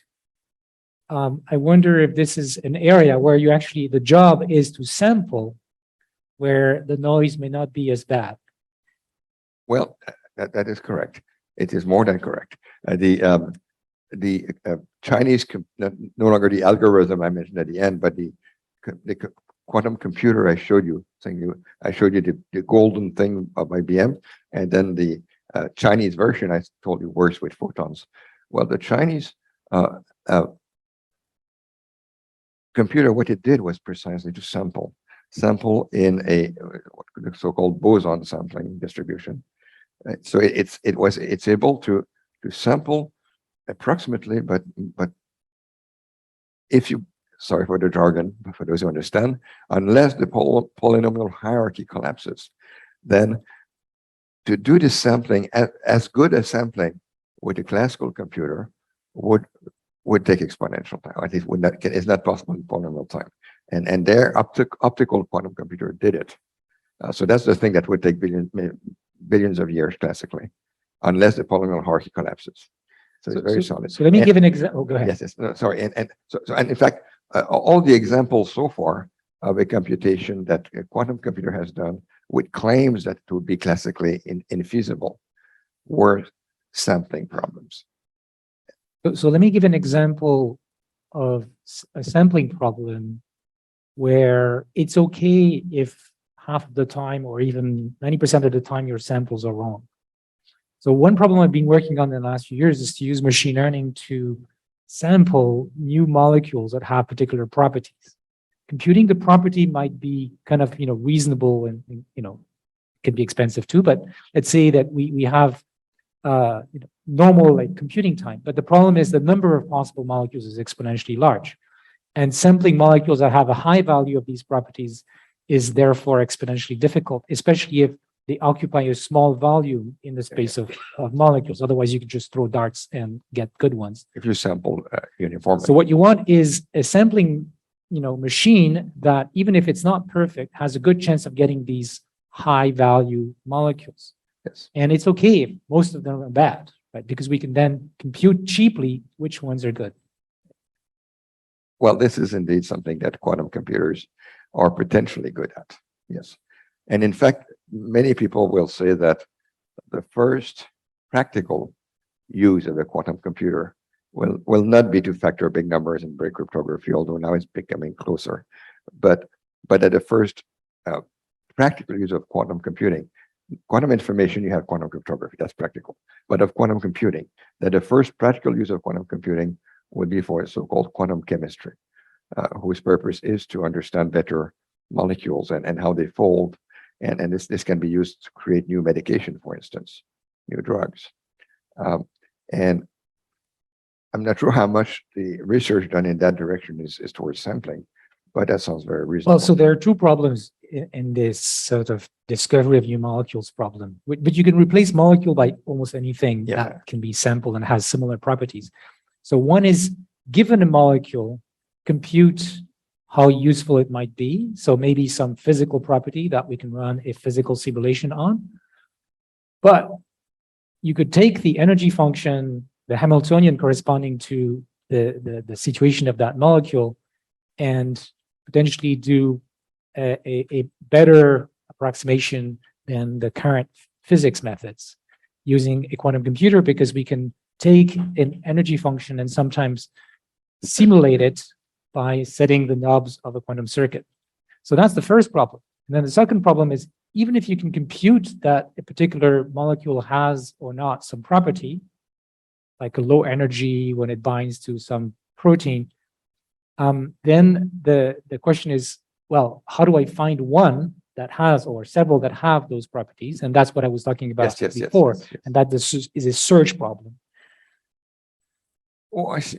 Well, somehow what you said before was how to transform a search problem in an intelligent sampling problem. Yes. So you want to sample that in a way that is more likely to get something you want. Yes. And so sampling and searching are directly related that way. Yes. And quantum computers are, the two most the two best known algorithms on quantum computers, the one I mentioned was the Shor's algorithm in Kitaev to factor big numbers.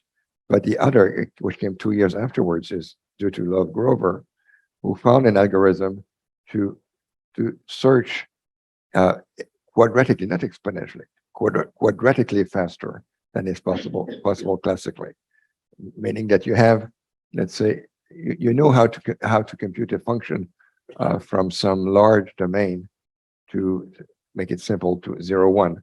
And there's a single x, so that f of x equals 1, and you want to find that x. Classically, if you have no other information, you need to just be lucky and sample at random. And at some point, after on the average n over 2 tries, you will find it, n being the number of points in the domain. Whereas Grover found it within about root n tries, which is significant. If you have 1 million possibilities, it's 500,000 compared to 1,000. And so, and Grover's algorithm can be sort of fine-tuned to be geared towards a goal that might be searched, that it might be desirable. And this is really old. This is 1996. And then my former student, Alain Tapp, who now is at Mila, refined this idea in a way was able to transform any heuristic, any search heuristic into a quantum version that goes quadratically faster. So this may be farther from being feasible with technology than Shor's algorithm, but it's to be kept in mind. So anyways, yes, searching for something is one of the things that we've known for a long time that quantum computers can do better than classical. But we need more than square root of n, though. You need more than square root. Because it's an exponential space. That's right. In that case, that's right. That's why we need something that uses more the structure of what you're looking for. Yes. If there's no structure, there's a theorem that if there's no structure, this square root improvement is the best you can get. Quantum computers cannot give you more than square root improvement if there's no structure. So we have to use the structure in a very clever way, which is not at all obvious. And yes, it's possible that such algorithms can be found. But they will not. What they will not do is solve an NP hard problem in polynomial time. So you need. So if your problem, but in practice, often we don't need that, right? We just need a good enough. That's right. Exactly. That's right. So solving exactly is exponential time is NP hard. Forget it. Quantum computer will not help. But if you're happy with an approximation which is not NP hard to get, then maybe. Everybody's looking at me. So let me ask you a question. So from my naive quantum scientist point of view, machine learning works very well on relevant data sets in practice. And in quantum, we didn't have a quantum computer. We are seeing now things, but for a long time, you needed, for instance, like Shor's algorithm to prove that you had an algorithm that would converge, and that was mathematical and theorems. Do you think that now that we have larger machines, we can try things in practice? And similarly, in machine learning, do you feel that you have more and more theoretical guarantees? And how do you see the interplay between things that are heuristics and things that you can prove on paper? You mentioned that yeah, describing mathematically a function can be hard, and therefore it's hard to get provable results. So there's a lot of work in learning theory. What theory? Learning theory, Yes. which tries to prove things about machine learning algorithms. And there are things that can be said, but as I said, fundamentally there's an obstacle, which is the problem you're trying to solve. Usually is not given in an analytic form. Yeah. It's given implicitly through data, and you don't know what the distribution of that data is. So, in a way, the proof is always in the pudding in machine learning. We're stuck with that because it's part of the definition of what we're trying to do. But that being said, you can prove all kinds of things about for example, the optimization methods, or what are conditions that might be sufficient to or necessary to guarantee that there will be some generalization. Usually, you might get things like bounds that tell you it's going to be no worse than something, and the real thing is usually much better. And sometimes the bounds are like the probability that something bad will happen is less than 2,000, which of course doesn't make sense because probabilities are less than 1. The bounds are very bad. Wow. Anyways, I'm just saying learning theory is hard, and it still can be useful because even though the bounds may be useless, they can teach us something qualitative. Also, where theory is useful is asymptotically. So a lot of the things I've been able to prove is only saying, oh, if we had infinite amount of data and infinite amount of compute, this algorithm would do what we want. Yeah, that's often, which is already good because a lot of algorithms may not have those guarantees. well, as a theoretician, that's also the sort of thing that I enjoy. But to bounce on what Yoshua said, one big obstacle in using quantum computing to help machine learning is that most of these machine learning tasks rely on a huge amount of data, and that's classical data. And to turn that classical data into something quantum is a extremely difficult task. I would almost say impossible technologically. So one big obstacle or one big challenge is to find ways to use quantum computing to draw on classical data, on a large amount of classical data. And this is something I don't know how to do. But to answer again your question in a different angle, so therefore the use of quantum computing for classical learning purposes is fraught with challenges. Why can't we build QRAM? That's a big can of worms. You would need first of all, you would need a QRAM with trillions of bits, which is Really? well, that's what you said. You have trillions of bits. No, but in superposition. And can't you create a superposition of the examples in the data set in a reasonable number of qubits? Yes, you can do that in principle. A problem is that once you build this QRAM, which contains an exponential amount of information in a linear number of qubits, is great. Good luck to do it. When I say once you have it, how do you use it? Because if you well, it's a distribution. It's the empirical distribution of the data. But the problem is that the first time that you want to use it by drawing on the distribution, you destroy it. Oh, yeah, that's bad. So you work very hard to create something that you can use only once. Right. And you cannot even, once you built it, you can't even think, oh, man, I have it before I destroy it. I'll make copies. Can't even do that. So it's a really big thing. But on a smaller scale, I believe that some very classical machine learning problems were in fact tackled and successfully done on small scale quantum computers like the MNIST database, which of course is a toy today. It's going to be ridiculous, but 60,000 examples. But it's not so bad. I'm not sure how they did that, but I haven't checked it. I think that Andrew Williams here probably knows more about that, about using MNIST on quantum computers. Do you want the mic?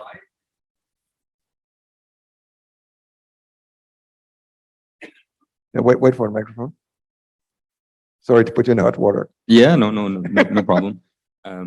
If people try to use quantum computers on MNIST, I think I'm blanking on his name. There's a prof at Waterloo that was looking at a quantum version of ConvNets, and that's the closest that I would imagine getting, but I can't recall anything really explicit on the MNIST data set, but gentleman over here might have something.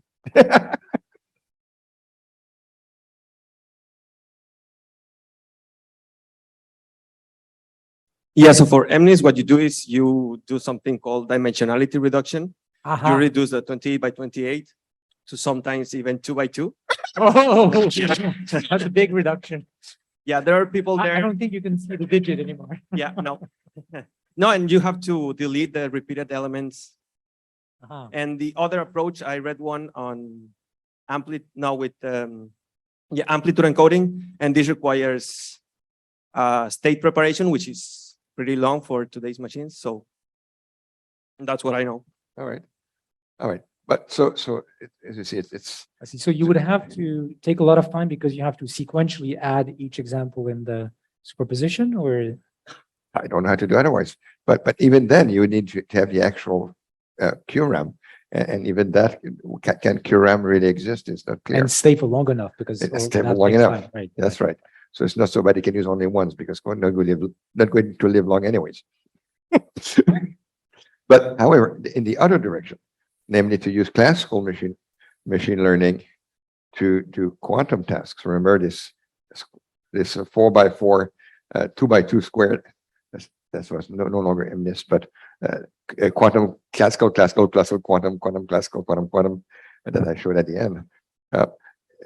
So what we just talked about is use quantum computing to improve on classical machine learning tasks, and that's very challenging.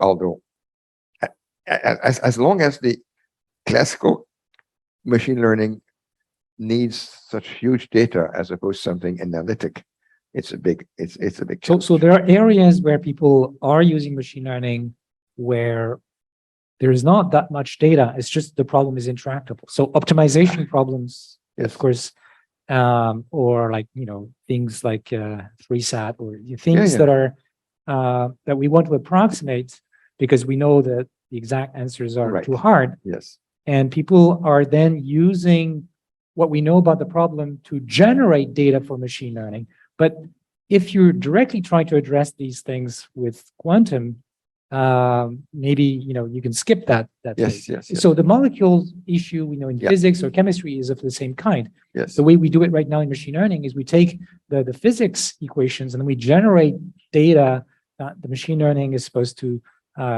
be constrained with. But maybe we can go directly from those problems to a quantum circuit that Yes. solves them. Good point.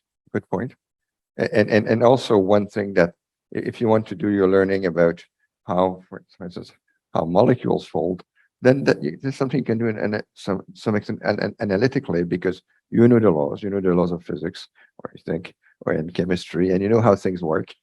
It's just that the calculation. So it's analytically, but the calculation would take much time. And then this is something that the quantum computers are more susceptible of doing. In fact, the very first time that quantum computers were mentioned was Richard Feynman in 1981.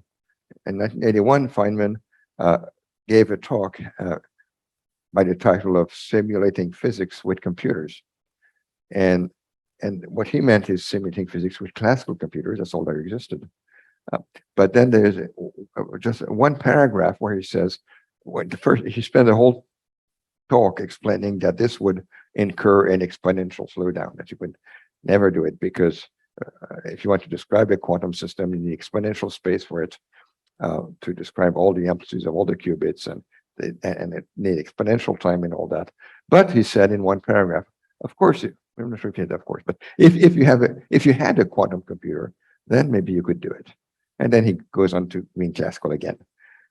It was just one short paragraph that's sowed the seed of quantum computing. Then he came back a few years later with a paper really on quantum computing. But all this to say that the first use that was perceived for quantum computers was to simulate physics. And between that and chemistry, of course, there's not a big step. So maybe, as I said, maybe the first real application of quantum computing will be to go back to Feynman's idea in 1981. Now, what I wanted to say about this 2x2 square of quantum, classical, just get back very quickly about this, which is that whether quantum computers can be used to perform classical machine learning tasks more efficiently, I think it would be possible, but it's very challenging. The other direction to use classical machine learning techniques or classical techniques in general to improve on quantum computing. One of the early examples, I'm not sure if you would call that machine learning, but was using a genetic algorithm. A genetic algorithm was used in real life to discover a quantum circuit to achieve teleportation more efficiently in terms of number of gates than what I had discovered by hand. So at some point, I discovered this quantum circuit that maps to the theory of quantum teleportation. With this circuit, you can do teleportation, pure theory. That's 1996 probably. But using a genetic algorithm, someone was able to find how to do the same task with one fewer gate. And I was very surprised. Yeah, and people are starting to use machine learning to design electronic circuits. It's an optimization problem. We know what the circuit should be doing. We have all the building blocks. Yes, yes. And there's an exponential number of ways of arranging them. And we can train neural nets to sample circuits that do the thing we want. Yes. Well, in fact, just to bounce back on something you said before, I think maybe the most exciting potential is, I'm just going to paraphrase you, is to use deep learning or some machine learning techniques, but probably deep learning, to discover ways to compute with a noisy quantum computer. Yeah, I think that's important. And this is really something that's extremely hard for humans, and I think that's potentially a fabulous intersection. Going back to this idea to have multidisciplinary research. So you're both representing communities, quantum, deep learning. In your experience, how do you foster this kind of interdisciplinary research? What works, what doesn't work, what can be done to try to make it work? This is something that's been very dear to my heart from the beginning. If you remember, I said, in 1985, I was reading these papers and I got excited because, it was talking about intelligence in the brain and also about computer science. So I think it's actually extremely motivating to get into these research areas that require multiple disciplines, but it's hard. The way that science is organized, like just our publication venues, is not really well suited for this until somebody creates a journal for X and Y together. Yeah. But it happens. So, for example, in our field in machine learning, recently there's been a growth of research at the intersection of machine learning and climate. And there was no venue, but this is starting to happen, first with workshops and so on. Then there's the question of training people with that kind of multidisciplinary background. Sometimes it's hard. And maybe one of the things in my experience I still find hard is I'm working with biologists. And biology and math, computer science, they're really far in terms of training. It's hard for computer scientists to read any biology paper and vice versa. So you need to take them young and bring them there. And we're lucky in Montreal. Like, there's a lot of institutional will to do those things. At Mila, we have a structure in which we have core machine learning faculty members and then associate members that are usually coming from other areas that are using machine learning. Ivado is also really pushing that, and some of the grants, you can only get them if you have people from the different fields collaborating. Yes. Yeah, I would like to again bounce on what you're saying, which is that I totally agree on the importance of multidisciplinary and even multi-sectorial sometimes research. And if I can give myself as example, the quantum cryptography was a direct result of the meeting of physics, which was Charlie Bennett, and computer science, which was me. Neither of us could have found these ideas by ourselves. It's really by when we met in 1979, and he started to tell me about Wiesner's banknotes, and I told him, I know how to improve that using public cryptography. It was just invented then. then we started collaborating, and it's only by bringing together two fields that seem distant that really new exciting research can emerge. Yeah. Now, of course, quantum. Well, at the time, 1979, at the time, there really was no serious links between computer science and physics, except some people who were interested, like Rolf Landauer, in the physics of computation. Actually, at the intersection of physics and machine learning, in the early 80s, in fact, a lot of machine learning was founded by physicists like Hopfield. Yes. So, anyways, fostering these contacts between very different fields is something that is extremely powerful, which is what we're doing at the moment, actually, of course. And CFAR, the Canadian Institute for Advanced Research, is really strong on that, on fostering research, interdisciplinary research, was instrumental for Yeshua's projects to take flight. And in fact, the program that I've been directing for a number of years at CFAR is called Learning in Machines and Brains, and it brings people from neuroscience, cognitive science, and computer science, essentially. Yes. So going back to this idea, you're now very mainstream scientists, but you were not at some point. At some point, machine learning was more obscure. You mentioned that quantum computing was some strange and weird idea. So what are you mentioned that if you have an idea, you should believe in it. But as a scientist, how do you manage to survive and get grants? Okay, so I have something important to say about survival in those conditions. Yes. Don't do it alone. So what really saved us is that there was a group of us, even just 3, that believed the same crazy things. Yes. Met regularly, and we had funding for organizing these meetings and helping us with CFAR in particular. And that really made it possible for us to continue being motivated and brainstorming with each other. It was difficult. Like you had a hard time convincing my grad students to continue working on these things because they want to get a job, they want to go with the trends and so on. But if they come to these meetings where there are other people who seem to believe the same crazy ideas, suddenly it changes the game, psychologically speaking, and it works. Well, I totally agree again, although with one caveat, which is that when a bunch of crackpots get together, they can convince each other even more than they're right. Like the annual Flat Earth Society meetings. Yes, it worked both ways. That's right. It worked both ways. But seriously, on the side of good, it is indeed a really big asset to not be alone. Another thing that I did to survive in the early days was that it was not my day job, and neither Charlie Bennett. We were both doing real work, and on the side, we were discussing these crazy ideas.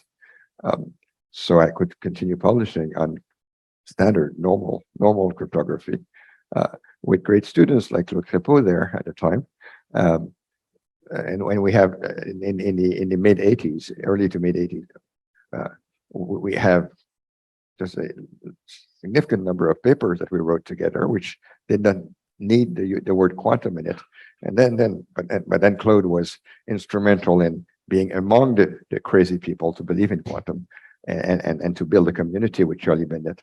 There was a time when we were really not very many of us.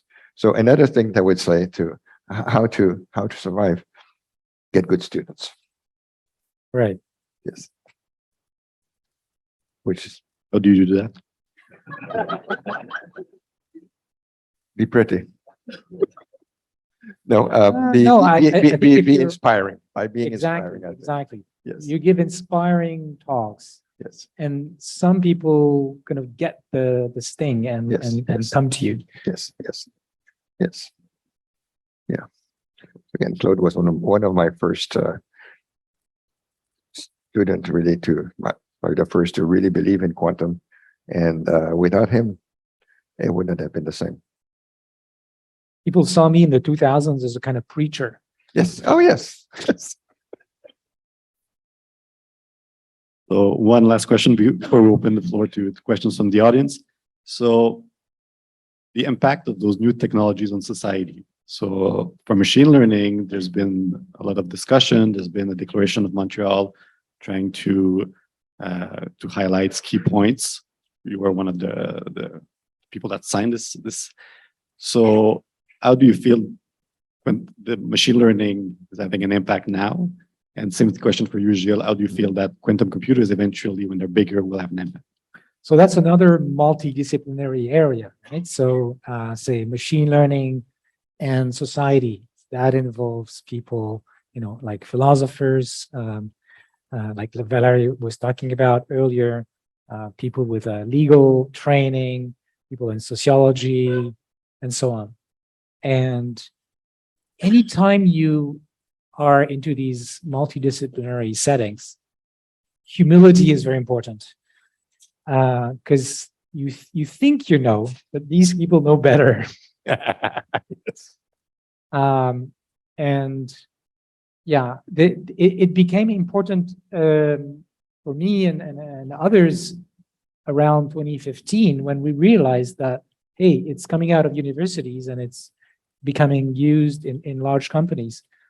And we started worrying, oh, what can go wrong? And that's really important. Mhm. All right. The question is about the impact or potential impact on society of quantum information. I believe that quantum information science at large has enormous potential to bring about an immense amount of good to the society. And I'm not talking just about quantum cryptography and quantum computing, but there are lots of other things like quantum metrology, which can be used to make better measurement apparatus and keep time better, to do better telescopes. So there's lots and lots of potential applications of quantum information that it would be very good for society. However, all major inventions, it can be put to good or to bad purposes. Nuclear power was first used to make a bomb, but which is terribly unfortunate. But now it's used to generate power in ways that would have been, well, we can imagine that one day we will finally get controlled fusion and essentially harness the power of the sun, or the technology of the sun, if I dare say, with extremely cheap, just running on hydrogen and producing water. So it's helium, sorry. So this is not even no pollution and as much power as we can imagine. In other words, nuclear research started with a bomb, but may in the end, if we get there, give us unlimited power in terms of energy, I should say, right? Similarly with quantum, unfortunately, one of the soon expected consequence of the research on quantum information will be to bring down the entire society. It would be totally catastrophic when the cryptographic infrastructure falls apart. You have no idea how bad it will be. Forget about year 2000. No, it will be cataclysmic. And in particular, it's not just that from the day that quantum computers can break RSA, and it's not just that from that day on, any encryption using RSA will become vulnerable. It's much, much worse. The reality is that someone somewhere, I mean, many someones somewheres, in fact, are taking down systematically all the information that goes on the internet, all that transits. It's all encrypted, and they're taking it down. They're just keeping copies, because classical information, as opposed to quantum, can be copied. And so these people are storing the entire traffic on the internet, not able to decipher it, hopefully today. But when the quantum computer becomes available, then they can take all of this out of storage and retroactively decipher everything. In other words, there's not a single thing you ever said on the internet, thinking you were protected by the little padlock, that will not become an open book. When the quantum computer is available, everything that has ever transited on the internet becomes an open book. All the protection falls down. There's nothing you can do to prevent it, because this encrypted information is already in the hands of the bad people. And So how come people are not shifting to these other encryption methods that exist that might be at least well, temporary protection? they're moving to it. They're moving towards it now, but all you can hope to save is the future. Saving the past is impossible, literally. It's all there in the hands of the bad guys. They can decrypt at their leisure once they have a quantum computer, or a new classical algorithm to factor quickly, which could also exist. So this algorithm was known since 1994, but people said, quantum computers, that will never exist. And now that it's becoming more and more real and more soon, people start to panic, and rightfully so, but they should have panicked before. And so now there is a very, very significant effort to switch to a cryptography which is still classical, but for which at least we don't yet know how to break it with a quantum computer. Although there's absolutely no possible proof that in anything we know how to prove, at least, that these will be secure against quantum computers. The new, we call them post-quantum cryptography techniques. So the post-quantum crypto is a very, very active field of research. And there are lots and lots of proposals on how to do that. And there's a big contest by the NIST, National Institute of Standard and Technology, and they're sort of zooming into. It was a call, a worldwide call where anybody was welcome to propose something to replace current cryptography, and there were lots and lots of proposals. And then it was open to all. It was not classified at all. And then once all the proposals were in, everybody would start trying to break the other proposals. Which is how it should be done. With the result that the large majority fell quite quickly. There was a few were left, and at some point, a few months ago, NIST announced, well, we think that this one, that one, they seem to be pretty good. We encourage you to start using them, and we keep a few, and most are broken, and we keep a few in reserve for next round that we're still evaluating. So they were sort of winners and finalists. 1 week after this announcement, one of the finalists, meaning it was still considered very serious, one of the finalists was broken on a laptop in 1 hour of classical computing time. So what this shows is that you should not just move blindly from RSA, which has at least, it's very, very believable that RSA cannot be broken classically. No proof, but it's believable. You should not just move blindly from that, which has stood the test of time to some extent, to something else. Well, I guess you could just do both, right? Yeah, that's right. To something else, which might even fall against classical attacks. But yes, something has to be done. And as you said, one possibility is to use several different systems, including RSA, and just combine the keys that you get with those different systems. And in cryptography, as opposed to most security applications, in most security contexts, if you have a chain of the security of a chain is as weak as the weakest link. In cryptography, it's as strong as the strongest link. So that if you combine several cryptographic techniques, and I would encourage one of them to be quantum cryptography, then you get the best of both worlds. Now the question was, what else can go wrong? What have people been waiting for? Just inertia, disbelief, or just thinking that, well, all I need is to make money in the next 2 years. Therefore, I don't care if a quantum computer breaks the society in 10 years.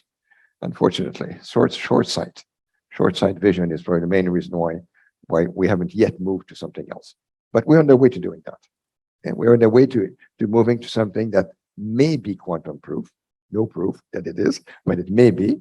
But again, once and doing this transition takes years. It's not an easy task to do a transition from current cryptographic infrastructure to something better, or at least different. It's not. It takes years to do that. First, you have to decide what to do, and then implement it takes years. And again, until this is done, everything that has been encrypted with RSA is an open book in some future, which is getting closer and closer. So word of caution, but there is still hope. So I'm going to open the floor to questions now. The way this is going to work, I'm not going to let you raise your hand. I'm going to move the mic to the stand over there. I'm going to ask you to physically move, make a neat line to ask questions. Okay, we have about 15 minutes to do that before lunch. So you're welcome to come.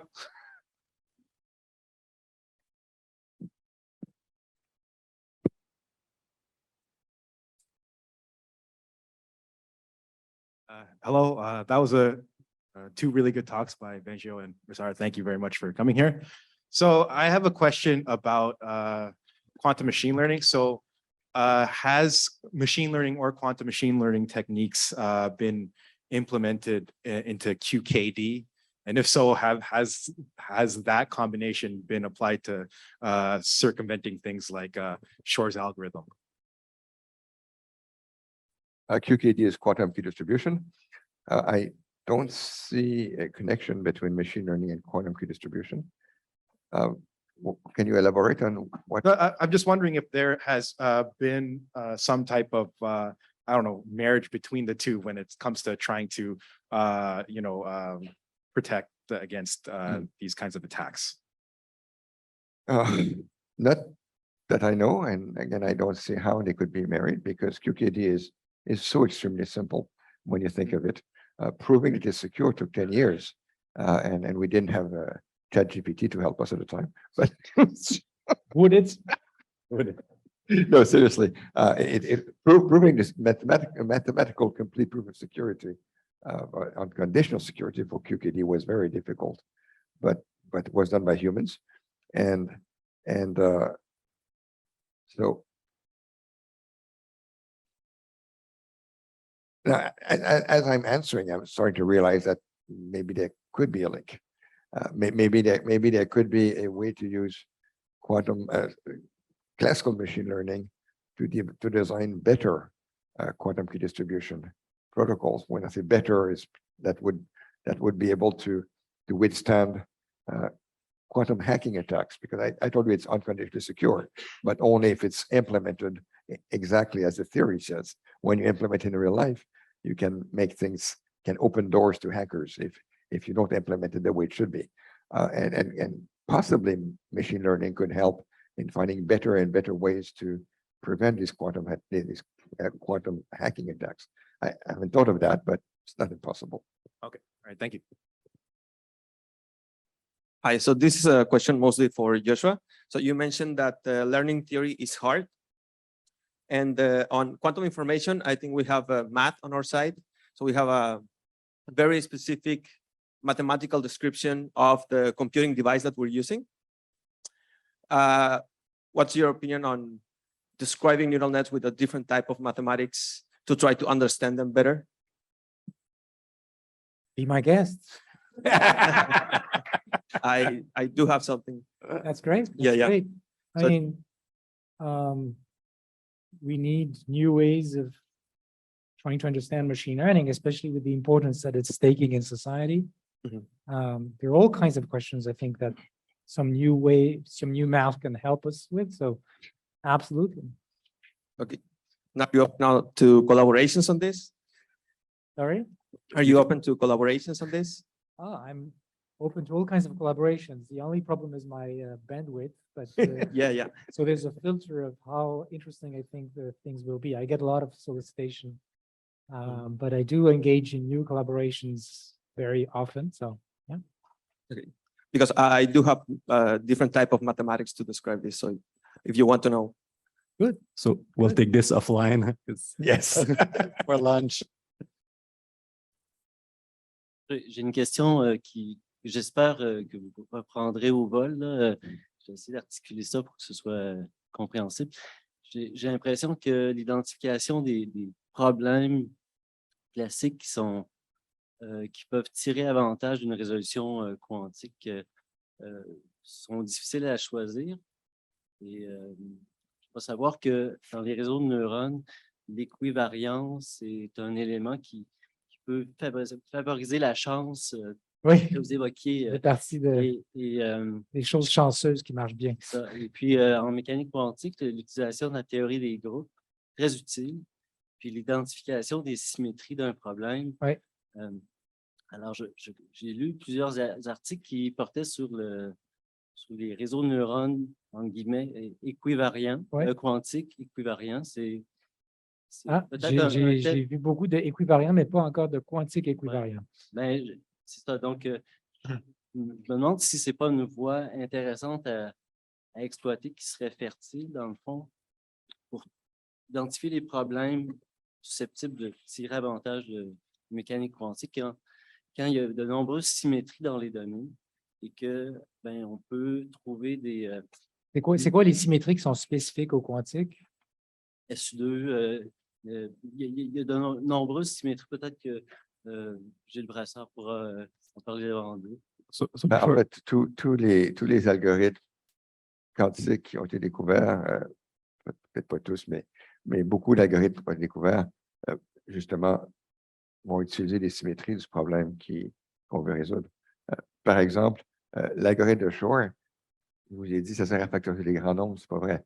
L'algorithme de Shor, la partie quantique de l'algorithme de Shor, sert à déterminer la période d'une fonction périodique injectée sur cette période. Vous avez une fonction, vous savez comment la calculer, et on vous dit que c'est périodique et que sur une période, ça ne se répète jamais, et on veut trouver la période. Et c'est ça que fait l'algorithme de Shor. Et ensuite, à partir de là, et ça, il y a plein de symétries dans la notion de période d'une fonction. Et ensuite, le reste, c'est purement classique. Une fois qu'on sait qu'on a une boîte magique qui peut calculer la période d'une fonction, on peut se servir de cette boîte magique pour factoriser des nombres. Le premier problème pour lequel on a trouvé un algorithme quantique a été découvert, qui est plus efficace que ce qu'on fait classiquement, dû à Deutsch et Josa, c'est on a n données qui sont soit, c'est n bits, on a n bits, sont soit tous 0, soit tous 1, soit moitié 0, moitié 1. Puis on veut décider si c'est tout pareil ou équilibré. Classiquement, si on essaie différents points, tant qu'on trouve la même réponse, on ne peut pas être sûr de ce qui se passe.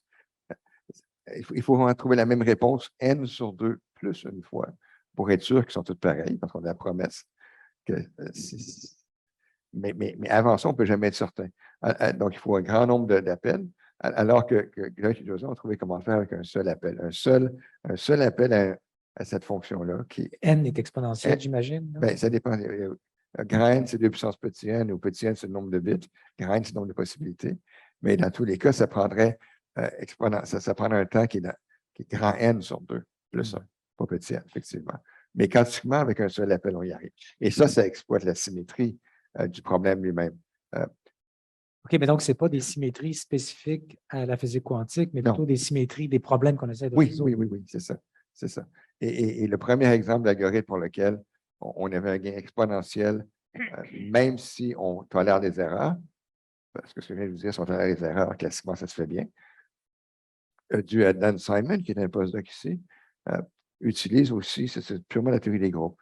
C'est une question de trouver, répondre à une question au sujet d'un sous-groupe, etc. Là, je n'en parle dans le détail, mais là aussi, c'est une question de symétrie. Donc les problèmes qui ont une bonne quantité de symétrie sont ceux qui sont le plus susceptibles d'être traités par l'ordinateur quantique.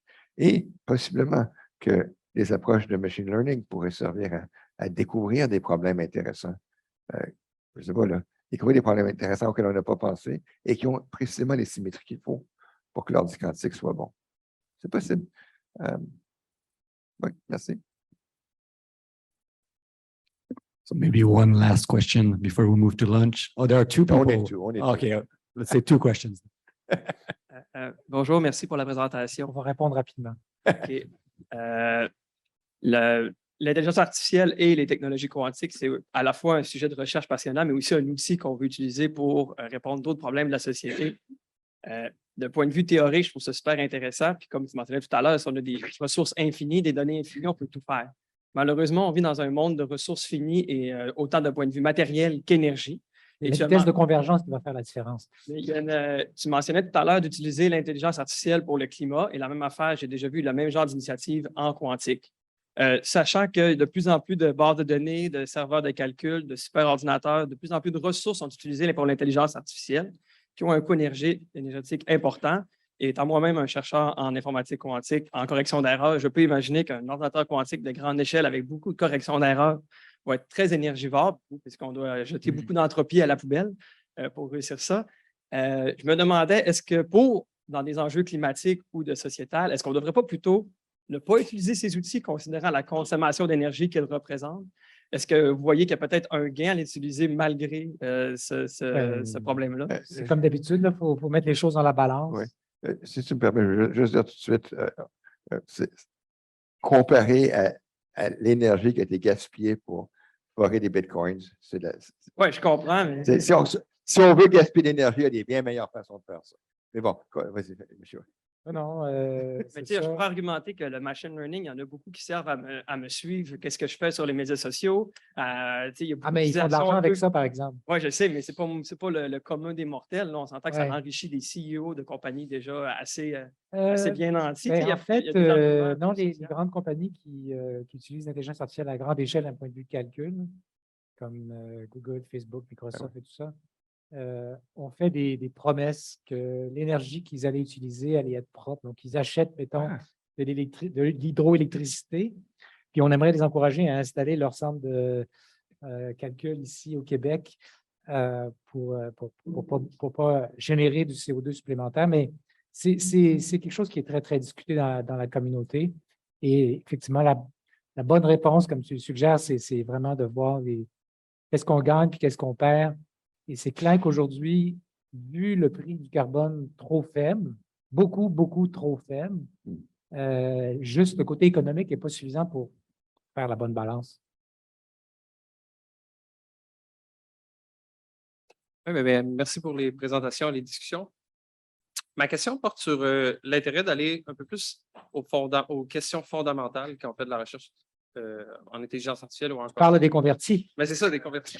Puis ma question serait plus de savoir, dans les entreprises, l'intérêt de faire ça, la valeur de s'intéresser, par exemple, c'est quoi la nature de l'intelligence quand on voit les prouesses de l'intelligence artificielle, c'est moins évident.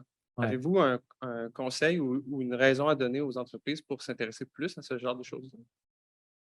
C'est une question, en fait, d'horizon. Oui, c'est ça.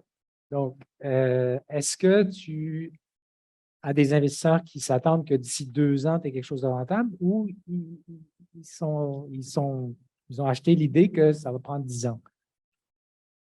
Et en fait, il y a des domaines où les investisseurs sont pressés, ils s'attendent à avoir un retour. Aujourd'hui, en IA, ils sont assez pressés, là. Ils ne font pas de la recherche fondamentale, à moins que ce soit des grandes entreprises qui sont capables elles-mêmes d'absorber le risque sur une longue durée. Mais il y a des domaines, justement, en découverte de médicaments, on sait que ça prend 10 ans de développer un médicament. Donc, les investisseurs en biotechnologie, ils achètent, ils font un chèque pour 10 ans. Oui. Puis, je ne sais pas, il y a d'autres domaines, tout ce qui prend beaucoup de temps à développer, dans le domaine des ressources naturelles, par exemple, ça prend 10 ans de fabriquer des barrages ou des mines ou des choses comme ça, ils investissent sur le long terme. Puis j'imagine qu'en quantique, les investisseurs qui ne sont pas auto-food savent que ça va prendre du temps. Donc, c'est une question de culture, je pense. Oui, effectivement. La vision à long terme, tout est là. Et il faut accepter, quand on est investisseur, si on est un investisseur suffisamment riche, il faut accepter que si on subventionne plusieurs projets sans aucune certitude que ça va mener à quoi que ce soit. Il faut accepter le risque que une bonne partie de cet argent-là va être, à un certain sens, gaspillé.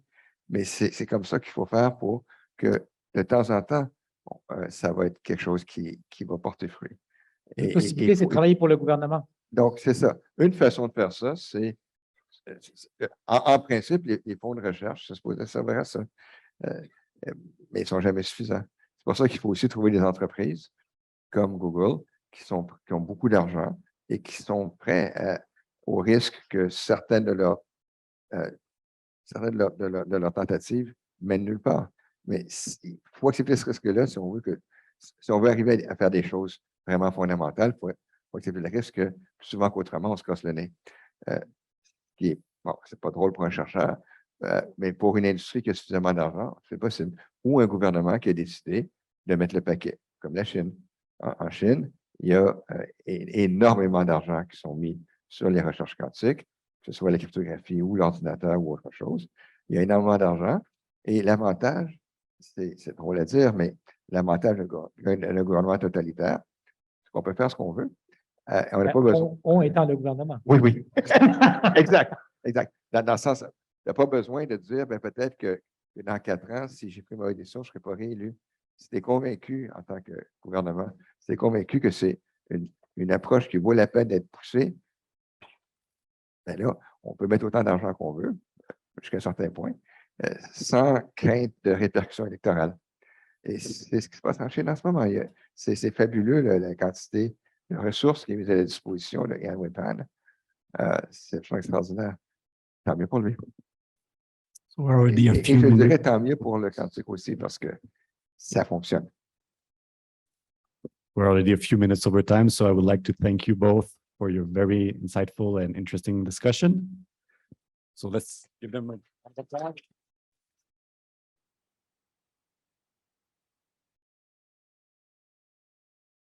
So now, je me permets de rajouter qu'il ne faut surtout pas comprendre que je disais que je souhaiterais qu'on ait un régime totalitaire ici. C'est pas ça que je voulais dire. Merci pour la précision.